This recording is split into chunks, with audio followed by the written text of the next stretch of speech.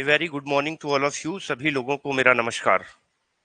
मैं भानु प्रताप सिंह आपका इस क्लास में स्वागत करता हूं। और जो अधिनियम कल हम लोग डिस्कस कर रहे थे वही कंटिन्यू करेंगे। और कल हम लोग पढ़ रहे थे भूमि अधिग्रहण अधिनियम 1894, द लैंड एक्विजिशन एक्ट 1894।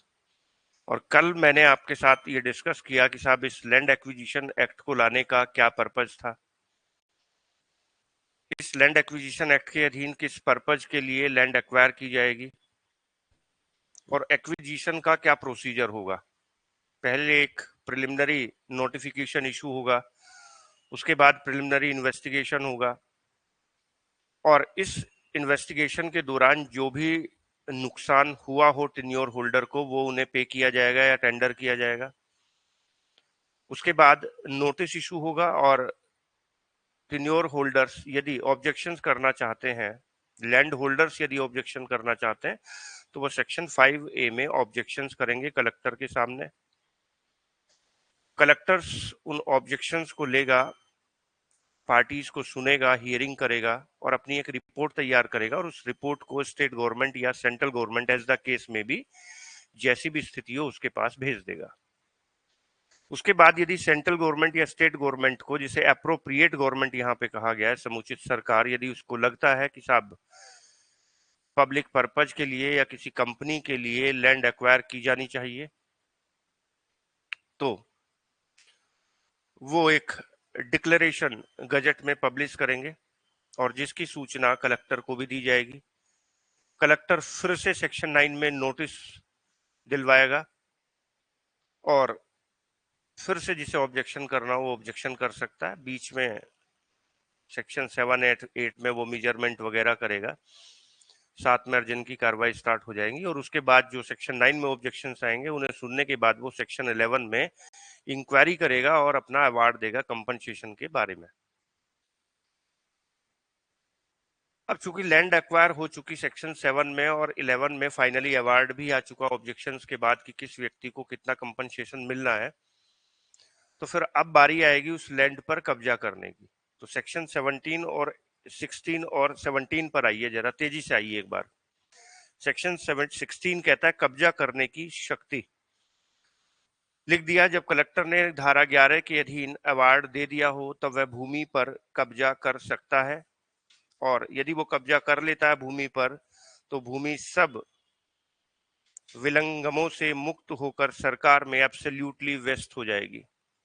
जितने भी एनकम्बेंसेस होंगे उन एनकम्बेंसेस से फ्री होकर वो प्रॉपर्टी वेस्ट हो जाएगी गवर्नमेंट में। यानी कि पोजेशन करने की बारी तब आती है जब सेक्शन 11 में अवार्ड दे दिया गया हो। लेकिन सवाल यह है कि क्या अवार्ड दिए जाने से पूर्व भी, before pass an award, the collector may taken possession over the land acquired? क्या अवार्ड दिए जाने से पहले भी कलेक्टर अधिग्रहित भूमि पर कब्जा ले सकता है? तो बिल्कुल ले सकता है, अगर कुछ इमरजेंसी हो, इमरजेंट सिचुएशंस हो और उनकी व्यवस्था सेक्शन नंबर 17 में की गई है। ये सवाल मेंस में पूछा जा सकता है। वैसे तो मैं ये भी बताऊंगा मेंस में सवाल क्या पूछा जाएगा, बट फिर भी आप देख लीजिए। सेक्शन 17 लिखता है special power in case of urgency, आपात की दशाओं में विशेष शक्तियां। और इसका टाइटल आप चेंज कर लीजिए, इस पर लिख लीजिए अवार्ड देने से पूर्व कब्जा लेना, taking possession before passing an award. तो आपको बेहतर याद रहेगा। दो टाइटल आपके पास हो गए, special power in case of urgency और taking possession over the land before passing an award.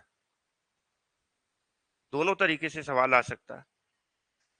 देखिए मैं पढ़ रहा हूं, लिखता है साहब in case of urgency whenever the appropriate government so direct the collector though no such award has been made may on the expiration of 15 days from the publication of the notice mentioned in section 9।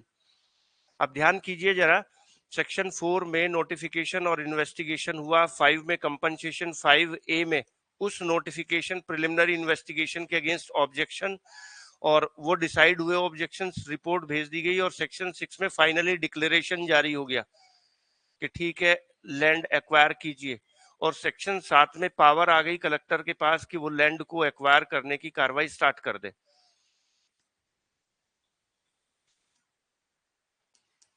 और जब वो land acquire करेगा तो वो साहब भूमि का मापजोप करेगा, उसका क्षेत्रफल एरिया कितना है, किस जगह सिचुएटेड है, तमाम चीजें मैप बनाएगा और फिर 9 में नोटिस देगा कि भैया आपको जो ऑब्जेक्शंस करने हैं वो ऑब्जेक्शंस आप कर सकते हैं। ये नोटिस जब पब्लिश हो जाए,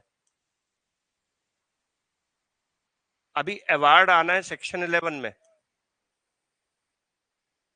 लेकिन अभी अवार्ड नहीं आया है, तो इस दौरान अवार्ड आने से पूर्व और नोटिस पब्लिश होने के बीच में क्या वो भूमि पर पजेशन कर सकता है? बिल्कुल कर सकता है, यदि समुचित सरकार उसे ऐसा करने का निर्देश दे।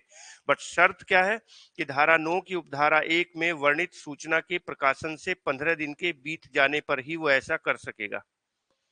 सेक्शन 9(1) में नोटिस देना मैंडेटरी होगा और उसके बाद 15 दिन तक तो वो ऐसा नहीं कर सकता, लेकिन 15 दिन के बाद वो ऐसा कर सकता है if there is an emergency. Then this is the special power of the appropriate government to direct to the collector to take possession over the land acquired before passing an award. But the condition is that the notice must be issued under section 9 subclause 1 and expiration of 15 days he can take possession. Is this clear? दूसरी परिस्थिति देखिए, दूसरी परिस्थिति ये बात करती है कि जैसे ही नोटिस दिया 15 दिन का भी वेट नहीं करना है तो भी वो लैंड पर कब्जा कर सकता है। बट किस स्थिति में? एक तो है साहब for the administration of railway, rail के प्रशासन के लिए। सब क्लोज 2 में पढ़ रहा हूं, लिखता है, देखिए लिखा है, जब किसी रेल प्रशासन के लिए इस बात की जरूरत है कि किसी नेविगेशन रिवर की धारा में अचानक से तब्दीली हो गई या ऐसी इमरजेंसी आ गई जिसकी कल्पना भी नहीं कर सकते थे, और इस स्थिति में वह ट्रैफिक बनाए रखने के लिए, घाट स्टेशन बनाने के लिए, सुविधा पूर्वक कनेक्शन के लिए, वहां तक सुविधा पूर्वक पहुंचने के लिए लैंड एक्वायर करना जरूरी है, तो वो सेक्शन 9 के नोटिस के तत्काल बाद लैंड एक्वायर हो सकती है। या फिर दूसरी सिचुएशन कि एप्रोप्रिएट गवर्नमेंट ये जरूरी समझती है कि भूमि का तत्काल कब्जा इरिगेशन पर्पज के लिए, वाटर सप्लाई के लिए, ड्रेनेज के लिए या रोड कम्युनिकेशन और इलेक्ट्रिसिटी के लिए लिया जाना जरूरी है, तो भी सेक्शन 9 का नोटिस देने के बाद ही और अवार्ड दिए जाने से पहले पोजेशन लिया जा सकता है। बट अगर जिस लैंड को एक्वायर किया गया वो कोई बिल्डिंग है, हाउस है या उसका भाग है, तो कम से कम वहां पर 48 आवर्स पहले की एक सूचना ऑक्युपायर को दी जाएगी, उसके बाद ही पोजेशन लिया जाएगा। ये एक एम्बार्गो भी है। सब क्लोज 3 देखिए, कहता है कि साहब दोनों दशाओं में, फर्स्ट कंडीशन में जहां इमरजेंट सिचुएशन है, नोटिस देने के 15 दिन बाद कब्जा लिया जा रहा है, और दूसरी कंडीशंस में जहां या तो रेलवे के प्रशासन के लिए जरूरी है या फिर समुचित सरकार को लगता है कि irrigation, electricity, drainage etcetera etcetera के लिए कब्जा किया जाना है, दोनों ही दशाओं में अगर उस लैंड को आप कब्जे में ले रहे हैं जिसे एक्वायर कर लिया गया, उस पर कोई फसल खड़ी है, पेड़ खड़े हैं, कोई अन्य नुकसान हुआ है, तो साहब प्रतिकर देने की प्रस्थापना कब्जा करने के समय की जाएगी।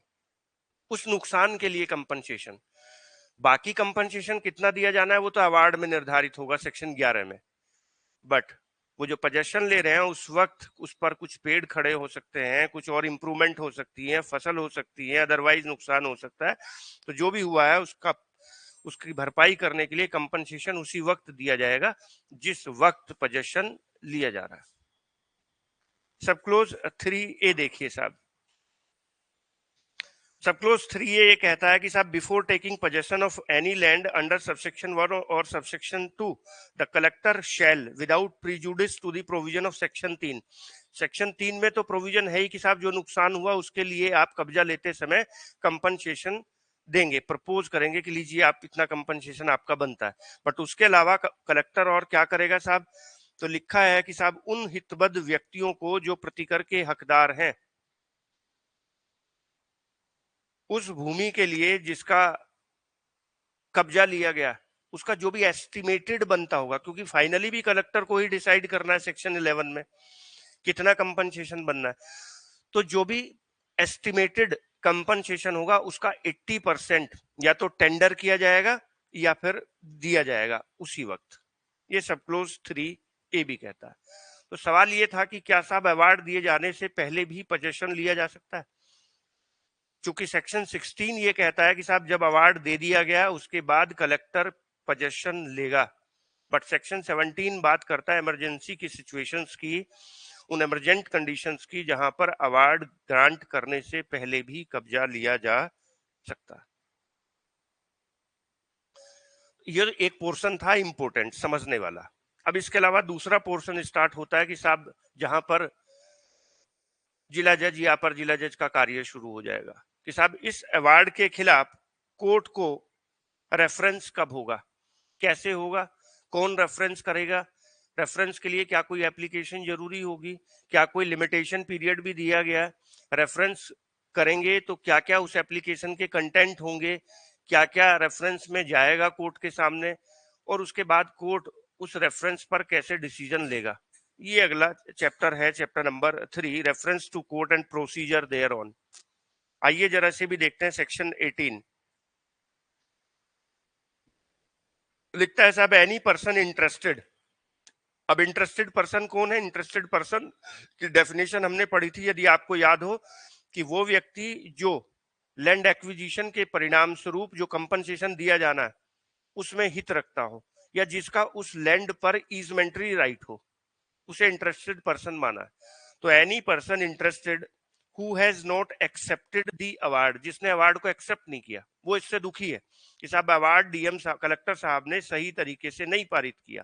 और क्यों पारित नहीं किया? कि उसके ऑब्जेक्शन किस किस के बारे में, कि साहब जो हमारी लैंड गई है उसका मेजरमेंट सही नहीं हुआ था, साहब जो प्रतिकर की रकम है, कंपनसेशन का अमाउंट है, वो प्रॉपर नहीं है, एडिक्वेट नहीं है, कम है,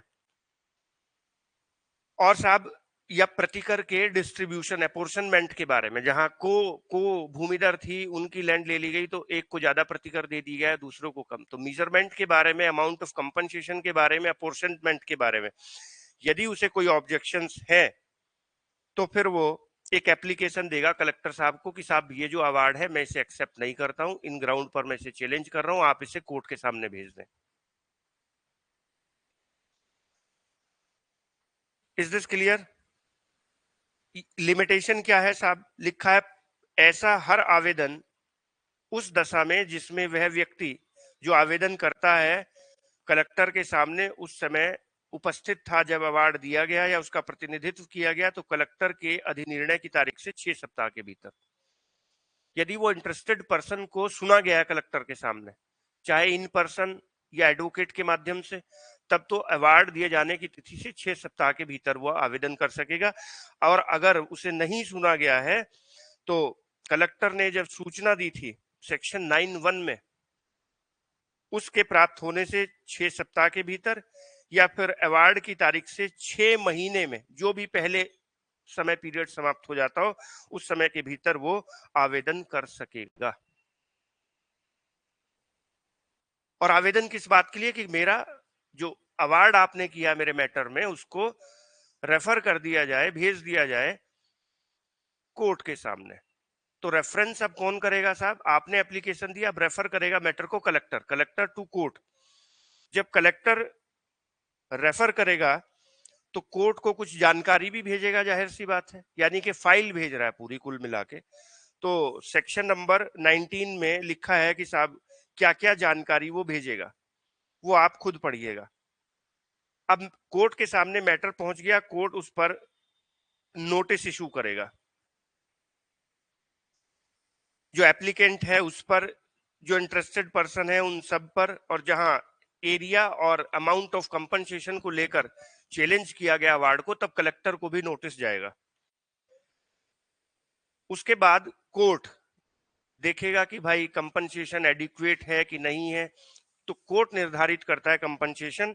तो कोर्ट कंपनसेशन निर्धारित करने में क्या क्या चीजें देखेगा, सेक्शन नंबर 23 में लिखा हुआ है। और क्या चीजें नहीं देखी जाएंगी, matter to be neglected in determining compensation, वो सेक्शन 24 में लिखा हुआ है। इन्हें पढ़ लीजिएगा, इस पे सवाल बना लीजिएगा। अब सवाल ये हुआ, मान के चलिए कि साहब कलेक्टर महोदय के द्वारा जो अवार्ड दिया गया था, उस अवार्ड में 18 लाख रुपए की धनराशि निर्धारित हुई थी। बट जब ये मैटर रेफर कर दिया गया, रेफरेंस हुआ कोर्ट को, तो कोर्ट ने ये धनराशि बढ़ा के 24 लाख रुपए कर दी। तो कितना एडिशनल हुआ? 6 लाख। तो साहब ये जो अतिरिक्त एडिशनल अमाउंट निर्धारित किया गया, इस पे इंटरेस्ट मिलना चाहिए। तो नॉर्मली आप इस एक्ट में पढ़े, दूसरे एक्ट में पढ़े, 9% इंटरेस्ट की बात की गई है। 9% इंटरेस्ट मिलेगा। लेकिन यदि ये अवार्ड पोजेशन, ये जो प्रतिकर है, इसको दिया गया है या देने के लिए टेंडर किया गया था अवार्ड देने के 1 वर्ष बाद, ये 18 लाख रुपए, तब इंटरेस्ट 15% पर एनम होगा। सेक्शन नंबर 28 में लिखा हुआ।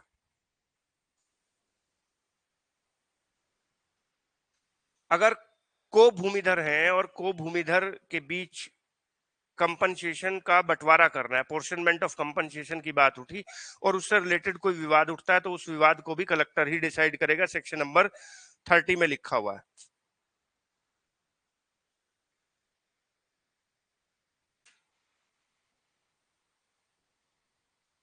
सेक्शन नंबर 31 देखिए कि साहब पेमेंट ऑफ कंपनसेशन और deposit of same in court. जब कलेक्टर ने सेक्शन 11 में अवार्ड दे दिया है, तो उसके बाद अवार्ड में जितना भी कंपनसेशन होगा वो टेंडर किया जाएगा कि भाई आपका इतना बनता है, से ले लीजिए। और यदि यदि वो इंटरेस्टेड पर्सन या वो व्यक्ति जिसकी लैंड एक्वायर हुई है वो एग्री नहीं कर रहा है, या फिर जिस व्यक्ति की लैंड एक्वायर हुई है वो कॉम्पिटेंट नहीं था ट्रांसफर करने के लिए, मान के चलिए माइनर है, इंसॉल्वेंट है,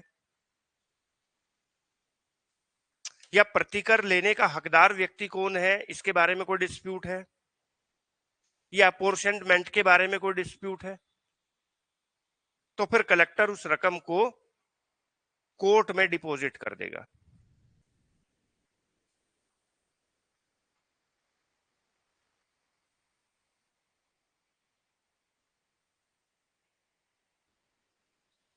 हाँ, मान के चलिए कि कलेक्टर ने 18 लाख रुपए निर्धारित किए और आप कलेक्टर के सामने ये ऑब्जेक्शन दाखिल कर रहे हैं सेक्शन 18 में कि भाई मेरा मैटर रेफर कर दो, क्योंकि ये जो रकम है ये इनएडिक्वेट है, अपर्याप्त है। तो ठीक है, 18 लाख अपर्याप्त है, बट 18 मुझे दे दो, कोई दिक्कत नहीं, जो ज्यादा मेरे होंगे वो मुझे दे देना। और एक बार कलेक्टर ने जितनी रकम अवार्ड की है, कोर्ट उससे कम तो कर ही नहीं सकता। तो अगर कोई व्यक्ति ये ऑब्जेक्शन करता है कि the amount of compensation in is इनएडिक्वेट, तो वो फिर कंपनसेशन की रकम को उठा सकता है।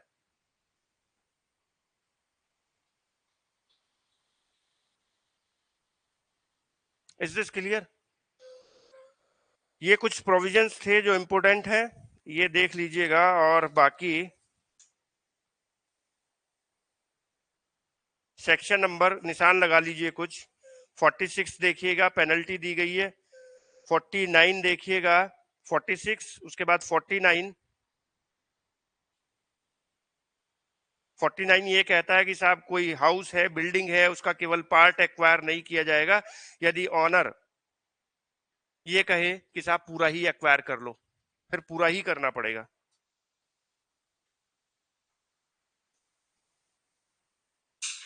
और कोर्ट ने जो आदेश पारित किया उसकी अपील हाई कोर्ट में होगी।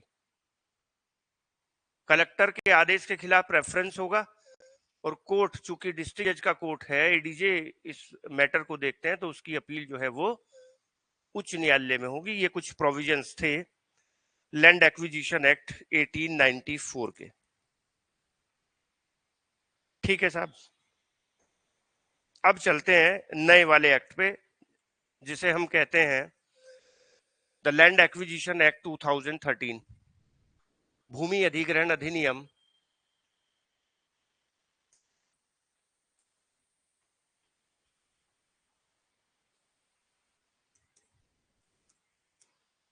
2003, और जिसे किस नाम से भी जाना जाता है, तो जिसका नाम है साहब भूमि अर्जन पुनर्वासन पुनर्व्यवस्थापन में उचित प्रतिकर और पारदर्शिता का अधिकार अधिनियम 2013। इंग्लिश में इसका नाम है the right to fair compensation and transparency in land acquisition rehabilitation and resettlement act 2013। इसके नाम से ही बहुत सारी चीजें पता चल रही है साहब। नया एक्ट लाने का पर्पज है कि जो कंपनसेशन हो वो फेयर हो, ट्रांसपेरेंसी हो लैंड एक्वायर करने में, रिहेबिलिटेशन रीसेटलमेंट की व्यवस्था हो। प्रतिकर तो ठीक है साहब, कंपनसेशन आपने हमें दे दिया, हम क्या करेंगे उसका, कहाँ जाएंगे? कंपनसेट करने से काम थोड़ी चलेगा। कंपनसेशन तो जमीन के बदले दिया है साहब, लेकिन वो जो पिछले 20 साल से मेरा काम चल रहा था उस पे, उसका कहां से क्या करूंगा साहब? मेरी सोर्सेज तो छीन ली आपने, मेरी सोर्स ऑफ इनकम तो चली गई साहब। मैं तो डिपेंडेंट था साहब, मैं तो एग्रीकल्चर लेबरर था, आर्टिशियन था, कोई छोटा व्यापारी था, और जिसका सारा काम खेती पर ही डिपेंड करता था। आपने सारी जमीन ले ली साहब, मुझे तो यहां से छोड़ के कहीं और जाके बसना होगा। तो साहब आप मुझे कंपनसेशन ही नहीं, मुझे आप रिहेबिलिटेट करें, मुझे आप रिसेटल्ड करें। तो इसके लिए व्यवस्था की गई नए वाले अधिनियम में। ठीक है, ऑलमोस्ट ऐसे ही प्रोविजन आपको देखने को मिलेंगे, बट इसकी जो विशेषताएं हैं हम उन पर आते हैं। वहां से मेन सवाल बनता है कि साहब इस नए एक्ट को लाने का क्या पर्पस था और उसकी क्या मेरिट्स थी। और जब हम इन विशेषताओं को पढ़ेंगे तो आप देखेंगे कि जो आपके प्रीलिम्स के क्वेश्चंस हैं वो भी ऑलमोस्ट यहीं से आपके हाथ लग सकते हैं। एक दो सवाल पूछेगा प्रीलिम्स में, यहीं से मेरे ख्याल से इन विशेषताओं में से ही मिल जाने चाहिए।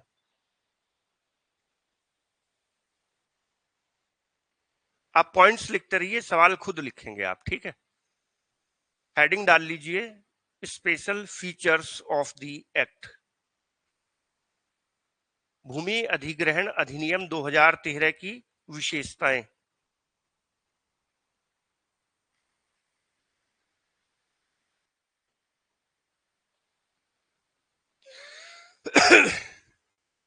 पहली विशेषता है कि साहब पब्लिक पर्पज को स्पष्ट कर दिया गया।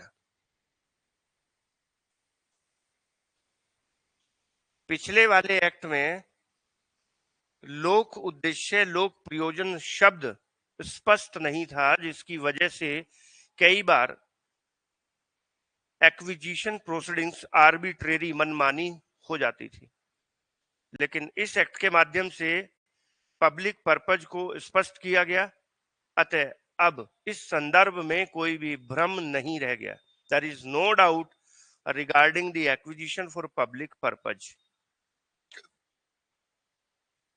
Second, the consent of land holders is mandatory. The consent of landholders for acquisition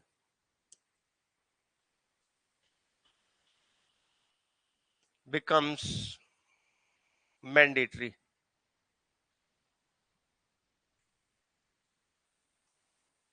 इस अधिनियम के द्वारा लैंड एक्वायर करने से पहले लैंड होल्डर्स की भूस्वामी की सहमति को अनिवार्य बना दिया गया।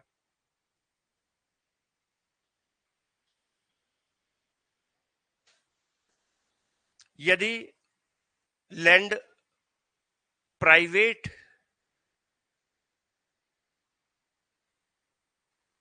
पर्पज के लिए एक्वायर की जा रही है, जैसे कोई डेवलपर्स है कॉलोनी डेवलप करना चाहता है, तो फिर कम से कम 80% लैंड होल्डर्स की परमिशन जरूरी होगी। और यदि लैंड एक्वायर की जा रही है पीपीपी मॉडल के लिए, पब्लिक प्राइवेट पार्टनरशिप के द्वारा, या पब्लिक प्राइवेट पार्टनरशिप के लिए, सार्वजनिक निजी भागीदारी के लिए, तब 70% लैंड होल्डर्स की कंसेंट जरूरी होगी। ये प्रीलिम्स में पूछा जाएगा।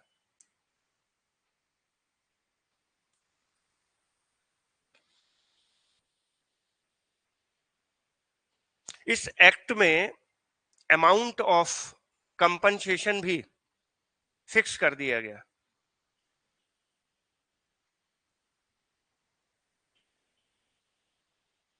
पिछले वाले एक्ट में ये तो कहा था कि साहब amount of compensation market value के आधार पे दिया जाएगा, तो ना तो मार्केट वैल्यू निर्धारित करने का कोई तरीका बताया था उस एक्ट ने, और ना कंपनसेशन फिक्स था। इस एक्ट ने अमाउंट ऑफ कंपनसेशन फिक्स किया और कहा कि साहब यदि रूरल एरिया में, ग्रामीण क्षेत्रों में लैंड एक्वायर होगी तो मार्केट वैल्यू का 4 टाइम, जो भी उस लैंड की मार्केट वैल्यू होगी उसका 4 गुना कंपनसेशन होगा। और यदि शहरी क्षेत्रों में लैंड एक्वायर होगी तो जो मार्केट वैल्यू लैंड की होगी, शहरी क्षेत्रों में मार्केट वैल्यू अधिक होती है लैंड की, तो फिर 2 times. This is the next important question for preliminary examinations. चौथी बात,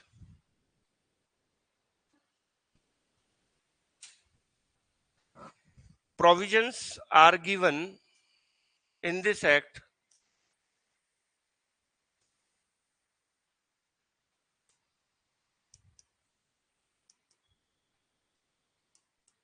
to calculate,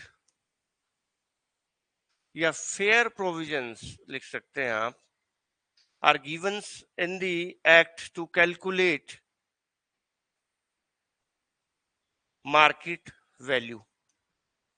इस अधिनियम में मार्केट वैल्यू, बाजार मूल्य को निर्धारित करने के लिए, गर्दन हिलाने से काम नहीं चलेगा, जो मैं बोल रहा हूं आप नोट भी करते रहें। इस अधिनियम में मार्केट वैल्यू को निर्धारित करने के लिए भी प्रावधान किए गए।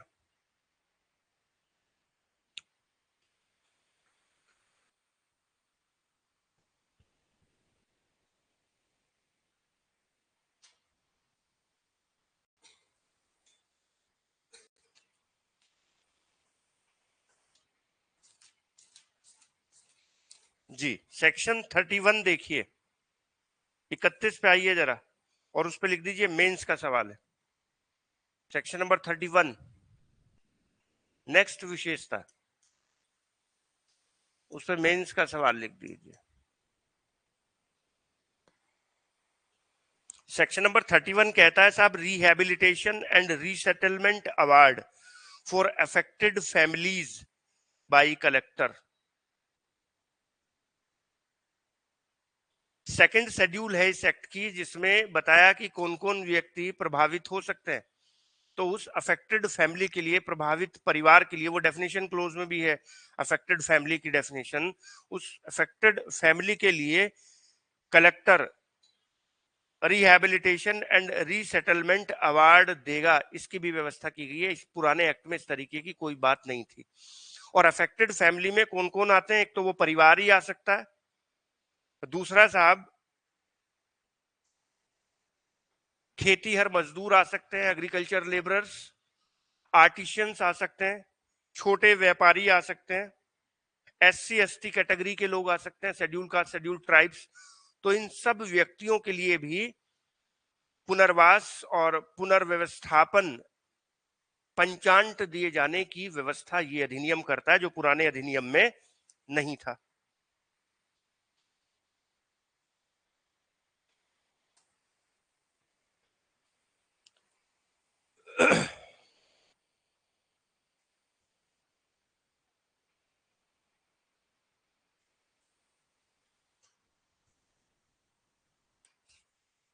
सेक्शन नंबर 51 देखिए एक बार जरा।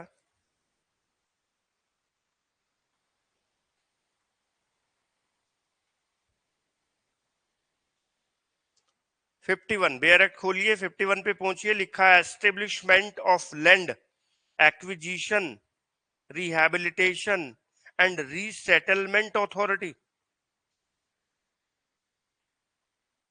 भूमि अर्जन, पुनर्वास और पुनर्व्यवस्थापन प्राधिकरण की भी स्थापना कर दी गई है। और अगर आप 15A देखें, 15A, आइए जरा 15A पर, तो वहां भी लिखा हुआ है कि साहब जब सेक्शन 11 की सबसेक्शन 1 के अधीन अधिसूचना जारी कर दी गई है, जैसी वहां सेक्शन 4 में हुई थी पुराने एक्ट में, और उसके ऑब्जेक्शन सेक्शन 5A में आए थे, तो यहां पर भी कहा कि साहब जब सेक्शन यहाँ 11 में वो नोटिफिकेशन इशू होता है कि साहब जब सेक्शन 11 की सब क्लोज 1 में नोटिफिकेशन दे दिया गया है कि किसी पब्लिक पर्पज के लिए लैंड की जरूरत है, तब कोई भी इंटरेस्टेड व्यक्ति ऐसी प्रारंभिक सूचना के प्रकाशन के तारीख से 60 दिन के भीतर अपने ऑब्जेक्शन दाखिल कर सकेगा। तो कहने का मतलब ये हुआ कि साहब एक ये नई विशेषता है कि भूमि अधिग्रहण से संबंधित विवादों के निपटारे के लिए for the disposal of the disputes relating to the land acquisition, rehabilitation and resettlements एक निवारक तंत्र की व्यवस्था ये अधिनियम करता है, एक रिड्रेसल सिस्टम की व्यवस्था। The act establish A redressal system for the disposal of the dispute related to the acquisition, rehabilitation and resettlement। भूमि अर्जन, पुनर्व्यवस्थापन एवं पुनर्वास से संबंधित विवादों के निपटारे के लिए एक निवारक तंत्र की व्यवस्था यह अधिनियम करता है। इस अधिनियम की सेक्शन 15 में टाइम पीरियड फिक्स किया गया, जबकि 60 दिन, जबकि वहां पे 30 दिन था। अगर आप पुराना एक्ट पढ़ेंगे उसमें 30 दिन था सेक्शन 5A में नोटिफिकेशन के खिलाफ ऑब्जेक्शन करने का, यहां पर 60 दिन है। सेक्शन नंबर 10 देखिए जरा, 10।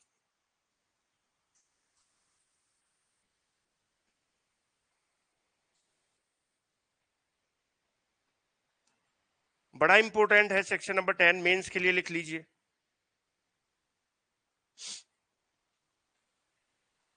Special provision to safeguard food security, खाद्य सुरक्षा की रक्षा के लिए भी विशेष उपबंध किए गए। खाद्य सुरक्षा एक बड़ी जिम्मेदारी है सरकार की। हमारे देश में बहुत सारे लोग अभी भी कुपोषित हैं, बहुत सारे लोगों को उतना खाने को नहीं मिल पाता है जितनी जरूरत होती है, पर व्यक्ति कितनी कैलोरी लेनी चाहिए। तो खाद्य सुरक्षा एक बड़ी समस्या है, इसलिए कहीं ऐसा ना हो कि साहब विकास के चक्कर में विनाश ही हो जाए। सस्टेनेबल डेवलपमेंट को ध्यान रखा गया, सतत विकास को ध्यान रखा गया कि साहब खाद्य सुरक्षा की रक्षा करने के लिए विशेष उपबंध किए गए हैं। और कहा गया कि साहब अगर अगर कोई कोई कोई ऐसी लैंड है जो जिस पर मल्टीपल प्रोड्यूस कल्टीवेट हो सकती है, एक से अधिक फसल चक्र जिस पे हो सकता है, मल्टी क्रॉप्स लैंड है, तो उसे बहुत आसानी से एक्वायर नहीं किया जाएगा। It means we can say that the act discourage the acquisition of the multi produced land, multi cropped land. यह अधिनियम बहु फसली भूमि के अर्जन को हतोत्साहित करता है, प्रोत्साहन नहीं देता। बहुत आसानी से नहीं किया जा सकता। और कब किया जा सकता है, आप आगे पढ़ें सेक्शन नंबर 10 को, तो लिखा हुआ है ऐसी भूमि का इस शर्त के अधीन रहते हुए एक्विजिशन किया जा सकेगा कि ऐसा अपवादित परिस्थितियों में प्रमाण्य अंतिम उपाय के रूप में किया जा रहा है। अगर मल्टी क्रॉप्ड लैंड है तो जनरली उसे नॉर्मली इजीली उसे एक्वायर नहीं करेंगे, लेकिन अगर जरूरत पड़ी गई तो साहब बहुत एक्सेप्शनल केसेस हैं और ये केवल लास्ट तरीका है, और कोई तरीका बचा ही नहीं, तब करेंगे।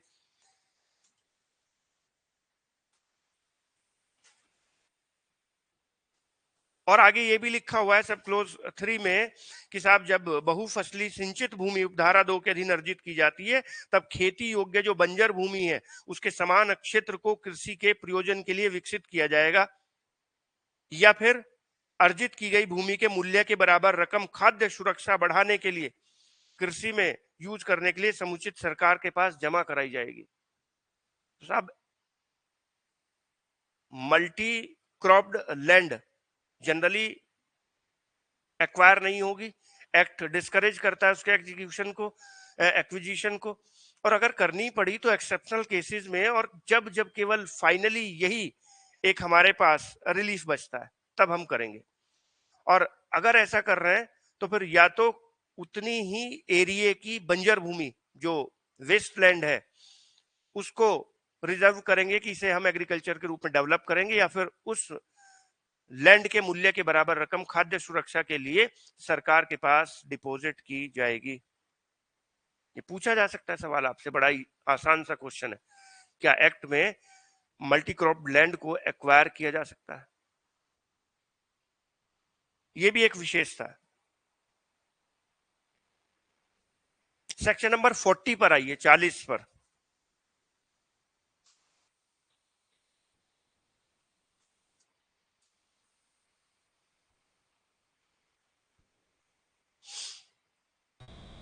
देखिए लिखता है special power in case of urgency to acquire land in certain cases. Emergency की दशा में कुछ मामलों में लैंड एक्वायर करने की विशेष शक्तियां। अब साहब लैंड एक्वायर करना है तो आपको नोटिफिकेशन जारी करना होगा, प्रिलिमिनरी न्यूज़पेपर में पब्लिश करना होगा, कलेक्टर को एक पब्लिक नोटिस देना होगा, जो नुकसान हुआ होगा उसके लिए कंपनसेशन देना होगा या टेंडर करना होगा। उसके बाद आपको ऑब्जेक्शंस लेने होंगे, उन ऑब्जेक्शंस पर सुनवाई का अवसर देना होगा। उसके बाद एक रिपोर्ट तैयार करनी होगी, वो रिपोर्ट आपको अप्रोप्रिएट गवर्नमेंट के पास भेजनी होगी, फिर जाके गवर्नमेंट एक डिसीजन लेगी और तब एक डिक्लेरेशन जारी करेगी, और साथ ही साथ अपना इंटेंशन कलेक्टर को बताएगी कि आप लैंड एक्विजिशन की कार्रवाई करें। और वो जो डिक्लेरेशन हुआ कलेक्टर उसका भी पब्लिक नोटिस देगा, उस पर भी ऑब्जेक्शन आएंगे। ऑब्जेक्शन आने के बाद उसकी सुनवाई होगी, फिर अवार्ड आएगा, और अवार्ड आने के बाद पोजीशन लिया जाएगा। ये प्रोसीजर पुराने एक्ट में भी था, इस एक्ट में भी है। बट इस प्रोसीजर को बाईपास करते हुए क्या इमरजेंसी की दशाओं में लैंड एक्वायर की जा सकती है जहां बहुत अधिक इमरजेंसी आ गई हो? आंसर इज यस, और वो सेक्शन 40 है जो कहता है कि साहब अगर बहुत इमरजेंसी की सिचुएशन है, कैसी हो सकती है इमरजेंसी की सिचुएशन? मान के चलिए भारत पाकिस्तान का युद्ध स्टार्ट हो जाता है और साहब हमें बहुत सारी अपनी सेना वहां पर लगानी पड़ती है, तो ऐसा थोड़ी है कि सारी सेना को एकदम से युद्ध में उतार देंगे, सारी मारी जाएगी साहब, बहुत सारी रिजर्व कर रखनी पड़ती है। अगर भारत पाकिस्तान का युद्ध हुआ 1971 का, तो आपको याद होगा लैंड लीज पर ली गई थी मुजफ्फरनगर में, गहरा बाग, जिसका विवाद आज भी चला आ रहा है। आर्मी ने छोड़ी नहीं वो लैंड, और एक आर्मी की बड़ी टुकड़ी मुजफ्फरनगर में रुकी हुई थी और युद्ध पाकिस्तान हो रहा था। तो जितने भी कैंट पड़ते हैं सब कैंट्स में रिजर्व कर दी जाती है बटालियन। अब वहां जगह ना हो, मुजफ्फरनगर में कैंट एरिया था ही नहीं साहब, तो टेम्परेरी कैंट एरिया बनाया गया, तो उसके लिए लैंड चाहिए। तो ऐसी इमरजेंसी सिचुएशन आ गई, और अगर वेट करेंगे तो फिर एक प्रोसीजर फॉलो करना पड़ेगा, प्रिलिमिनरी नोटिफिकेशन, उसका पब्लिकेशन, उस पर ऑब्जेक्शन, फिर उसके बाद ऑब्जेक्शन डिसाइड होंगे, फिर उसके बाद कलेक्टर इंक्वायरी करेगा, फिर रिपोर्ट भेजेगा, फिर डिक्लेरेशन, फिर पब्लिकेशन, फिर ऑब्जेक्शन, फिर अवार्ड। इसमें तो 2-3 साल लग जाएंगे, तब तक पाकिस्तान मार गिरेगा भाई हमें। तो फिर ऐसी स्थिति में हमें तत्काल लैंड एक्वायर करनी होगी, तो उसके लिए सेक्शन 40 में व्यवस्था की गई है कि संसद की मंजूरी से समुचित सरकार, पार्लियामेंट की मंजूरी से, स्टेट गवर्नमेंट की नहीं, प्रिलिमिनरी का क्वेश्चन भी बनता है, पार्लियामेंट की मंजूरी से स्टेट गवर्नमेंट, समुचित सरकार चाहे स्टेट हो या सेंटर हो, ऐसी स्थिति में इस प्रोसीजर को बाईपास करते हुए जो एक्ट में दिया गया लैंड एक्वायर कर सकती है। Is this clear? ये भी इस एक्ट की एक विशेषता है। सेक्शन नंबर 24 पर आइएगा, बड़ा इंपॉर्टेंट है, 100% सवाल आएगा, लिख लो, 100% सवाल आने वाला है। अगर मुझसे पूछा जाए कि भाई इन दोनों एक्ट से सवाल पूछ लीजिए, दो ही सवाल आपको पूछने हैं, तो मैं एक सवाल पूछूंगा मेरिट्स एंड डीमेरिट्स को लेके,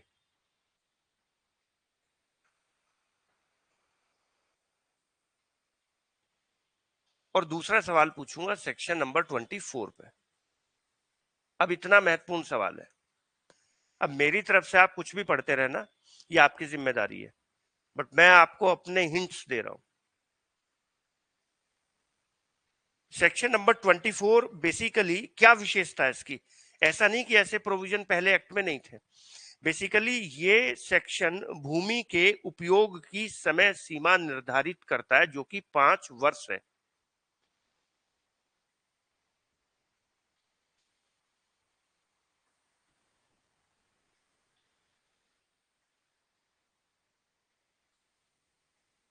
इज दिस क्लियर? आइए जरा से पढ़ते हैं, या इससे पहले एक और सेक्शन 25 देख लीजिए। सेक्शन 29 अवार्ड दिए जाने की लिमिटेशन तय करता है कि साहब 12 महीने के अंदर, जब डिक्लेरेशन पब्लिश हो गई उसके 12 महीने के अंदर कलेक्टर जो है वो अवार्ड देगा।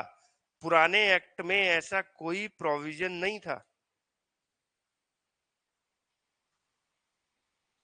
पड़े रहते थे लंबे लंबे समय तक matters.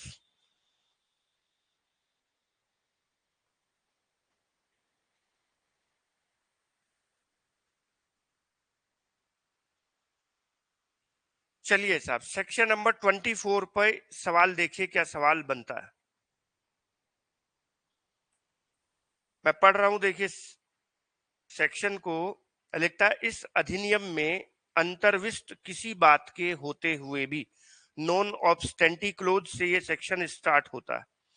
Not with standing anything contained in this act, in any case of land acquisition proceeding initiated under the Land Acquisition Act 1894।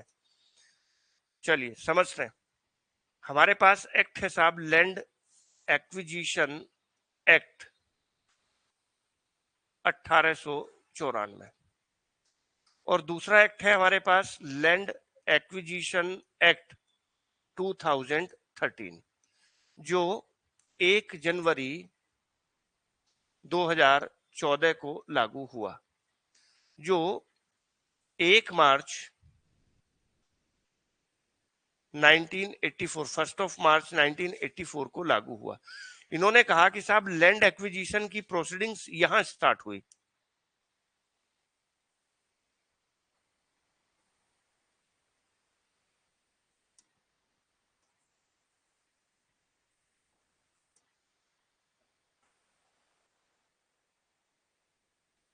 इस एक्ट में लैंड एक्विजिशन की प्रोसीडिंग्स स्टार्ट होती है।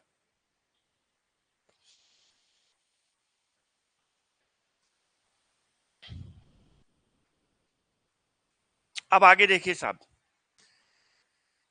लिखता है where no award under section 11, और ये act लागू हो जाता है। ये एक्ट लागू हो जाता है, ये came into operation.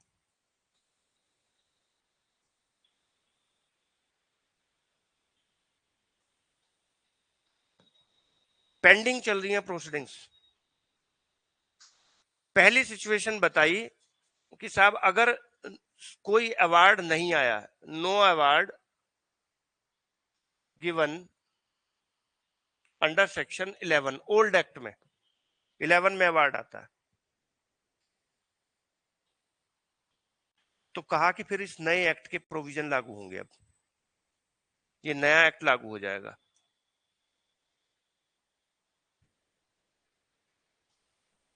Where no award under Section 11 of the said Land Acquisition Act has been made, then all proceedings of this act relating to the determination of compensation shall apply. मतलब ये तो tenure holders का, land holders का फायदा हो गया।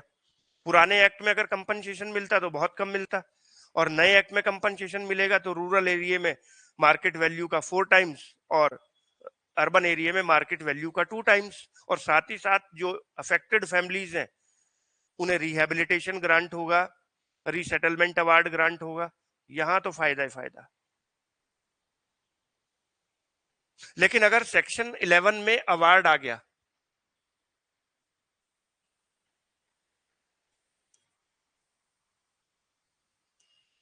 तो फिर प्रोसीडिंग्स इसी एक्ट से चलती रहेंगी। प्रतिकर अधिनिर्णित कर दिया गया तो प्रोसीडिंग्स इसी एक्ट से गवर्न होंगी। एक बात, सिंपल सी बात थी। Is this clear? आइए जरा अब सब क्लोज 2 पर आइए, बताइए इसमें कोई डाउट हो तो। कुछ लोग हैं अभी ऑनलाइन क्लास में। If you have any doubt on this point. पुराने एक्ट में लैंड एक्वायर की गई, प्रोसीडिंग्स स्टार्ट हो गई, बट अभी अवार्ड नहीं आया है, नया एक्ट लागू हो गया तो अब नए एक्ट के अनुसार अवार्ड निर्धारित होगा। अगर अगर अवार्ड एक बार आ चुका सेक्शन 11 में तब फिर पुराने एक्ट से ही प्रोसीडिंग्स चलती रहेंगी।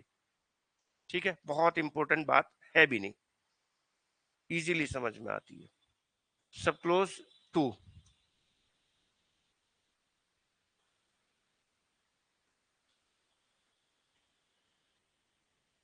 यहां से सवाल बनता है, देखिए पढ़ता हूं। कहता है साहब, notwithstanding anything contained in subsection 1, in case of land acquisition proceedings initiated under the old act, the Land Acquisition Act 1894, where an award under the said section 11 has been made 5 years or more prior to the commencement of this act, but the physical possession of the land has not been taken. एक बात underline करें इसे, but the physical possession of the land has not been taken, or लिखा है or second condition, the compensation has not been paid, the said proceedings shall be deemed to have lapsed. कार्रवाई पुराने act में समाप्त हो जाएंगी।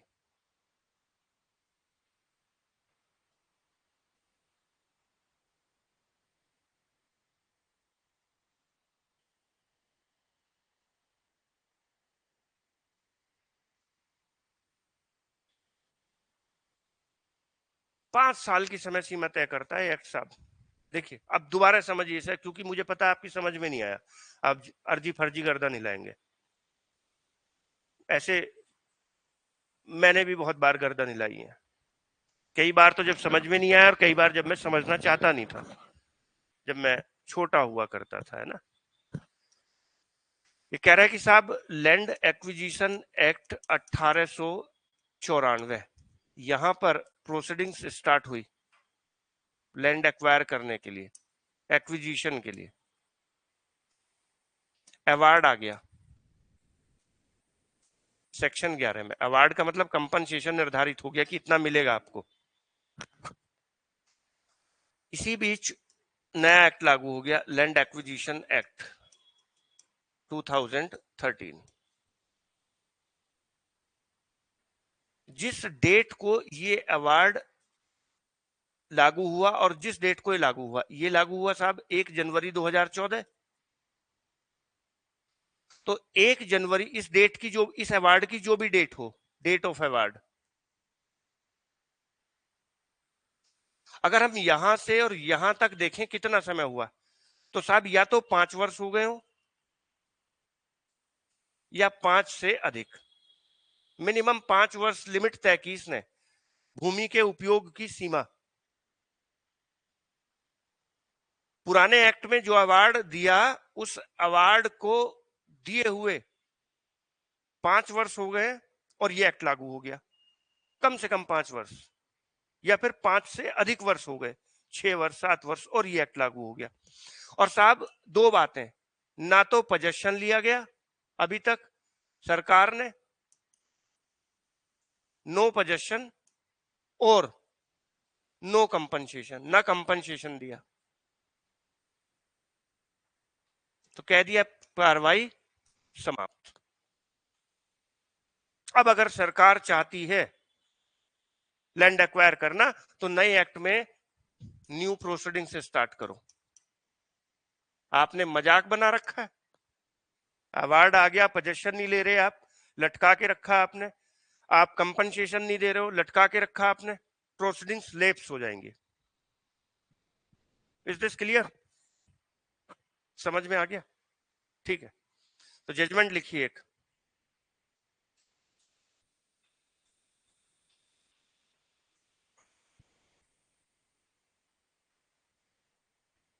लिखिए, पुणे नगर निगम, Pune municipal corporation versus Harakchand Mishrimal Solanki, हरकचंद्र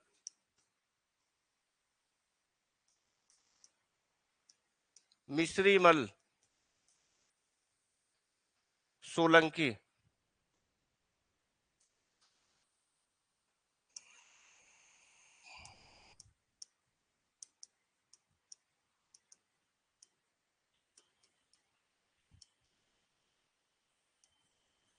three जजेस बेंच का जजमेंट है, 3 जजेस का, लिख लीजिए 2014 सुप्रीम कोर्ट, 3 जजेस, फुल बेंच यानी कि।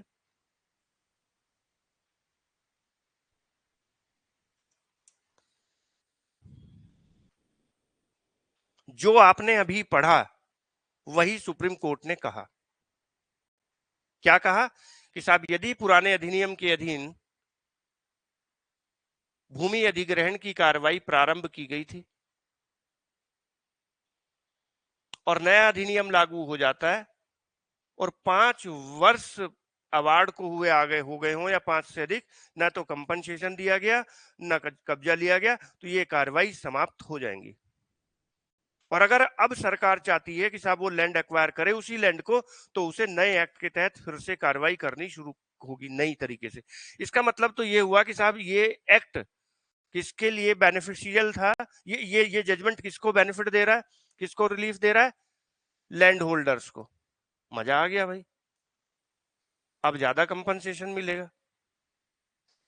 ये जजमेंट किसके फेवर में? In favour of land holders. इतना तो लिख लोगे अपने आप, ठीक है?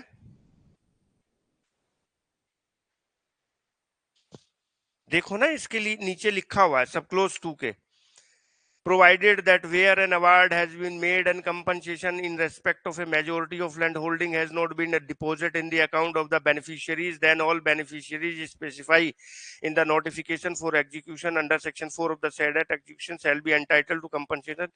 नहीं, इससे ऊपर ही जहां हमने बोला था सब क्लोज 2 के फर्स्ट पैराग्राफ में, and the appropriate government if it so chooses shall initiate the proceedings of such land acquisition afresh in accordance with the provision of this act। यदि अवार्ड आए हुए 5 साल हो गए, ये एक्ट लागू हो गया, 5 से अधिक हो गए, ये एक्ट लागू हो गया, और ना तो कंपनसेशन दिया गया ना पोजेशन लिया गया, सारी पुरानी कार्रवाई समाप्त, लेप्स।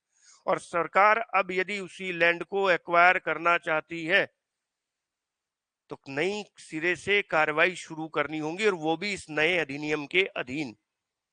और जब इस नए अधिनियम के अधीन शुरू होंगी तो लैंड होल्डर्स को फायदा होगा, जाहिर सी बात है। Is this clear? लिखिए दूसरा जजमेंट। पर but in the case of Indore development authority versus Shailendra, Indore development authority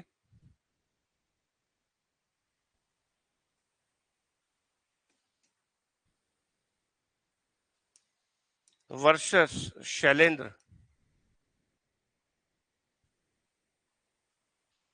ये भी 3 जजेस बेंच का जजमेंट है, 2018 सुप्रीम कोर्ट, फुल बेंच का judgement.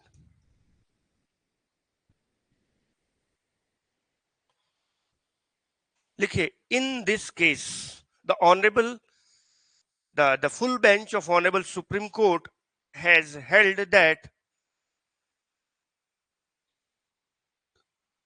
the judgment of Pune Municipal Corporation was per incurium, per incurium, per incurium. पर incurium का मतलब होता है in the ignorance of law.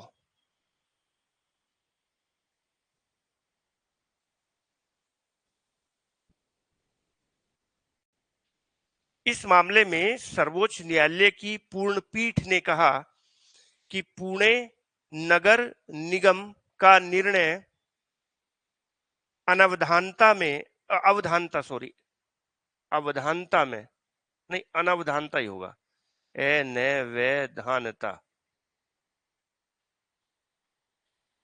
अनधानता होगा, अवधानता, अवधानता ही होगा भाई, है ना, ए माने तो नहीं हो जाएगा फिर, अवधानता में दिया गया निर्णय है. The court said that if a landholder refuses to accept the compensation, comma लगाइए,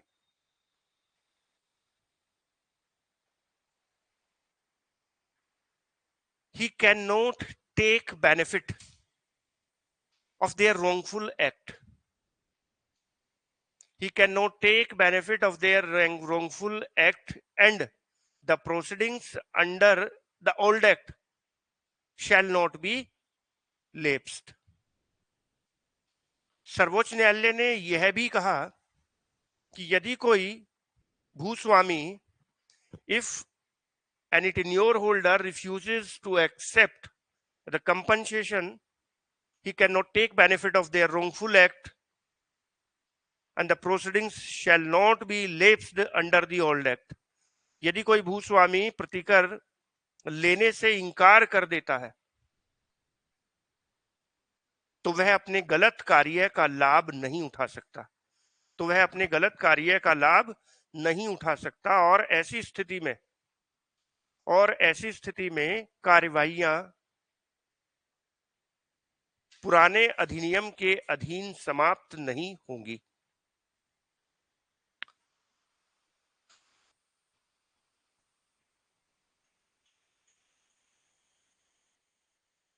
देखिए, कहा नो पोजेशन, या तो पोजेशन नहीं लिया या कंपनसेशन नहीं मिला, 5 साल हो गए, एक्ट लागू हो गया, लेकिन पता चला कंपनसेशन क्यों नहीं दिया गया, क्योंकि कंपनसेशन दिया गया था, उसने लेने से इंकार कर दिया.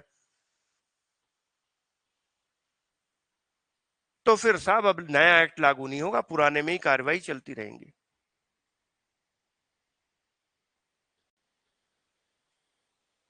आगे लिखिए, again in the case of Indore development authority versus Manohar Lal, in the case of Indore development authority versus Manohar Lal 2020 supreme court, 5 जजेस बेंच का जजमेंट है, कॉन्स्टिट्यूशनल बेंच का. In the case of Indore Development Authority versus Manohar Lal 2020 Supreme Court, the Honorable Supreme Court upheld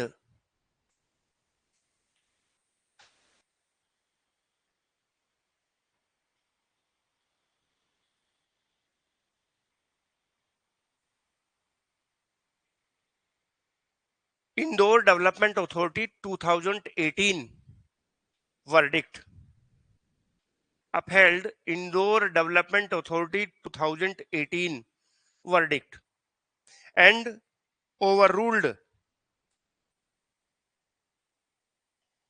Pune Municipal Corporation 2014 judgment.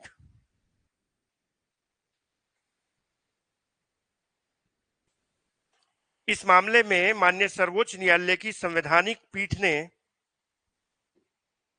इस मामले में माननीय सर्वोच्च न्यायालय की संवैधानिक पीठ ने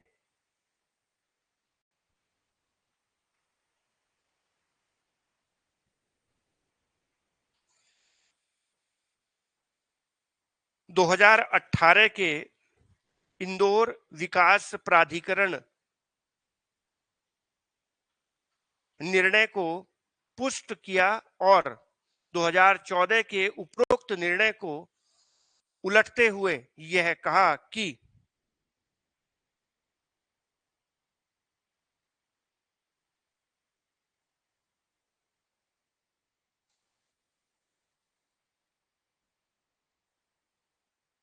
the acquisition proceedings under the old act could be declared as lapsed. The acquisition proceedings under the old act could be declared as lapsed only when both conditions were met. MET were met. और कहा कि धारा 24(2) की दोनों शर्त पूरी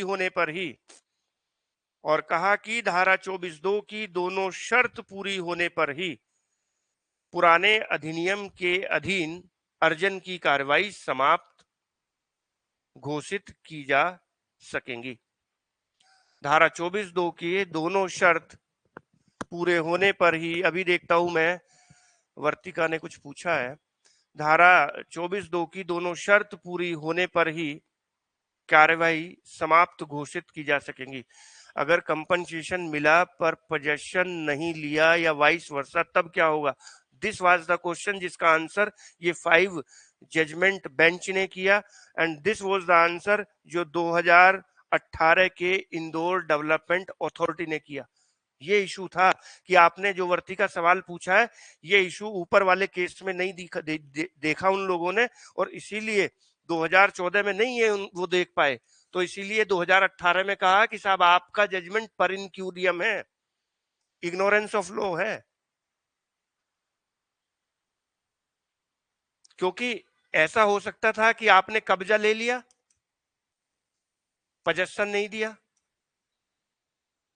compensation नहीं दिया, या उसने कंपनसेशन तो ले लिया बट अभी सरकार ने पोजेशन नहीं लिया, कब्जा नहीं लिया, तो फिर क्या? तो ये तो देख ही नहीं पाया 2014 में सुप्रीम कोर्ट। तो इसीलिए 2018 में कहा कि भाई पर इनक्यूरियम है, हम आपका जजमेंट नहीं मानते हैं, और 5 जजेस बेंच ने भी इस पे मोहर भी लगा दी।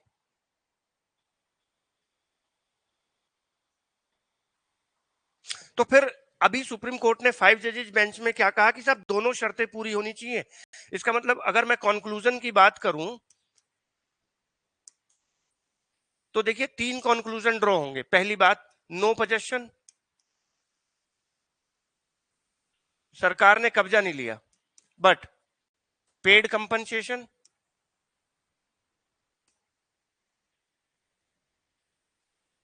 Proceedings shall not be lapsed, नहीं होंगी समाप्त, पुराने अधिनियम में चलती रहेंगी। दूसरी बात, नो कंपनसेशन, कंपनसेशन तो नहीं दिया but possession has been taken,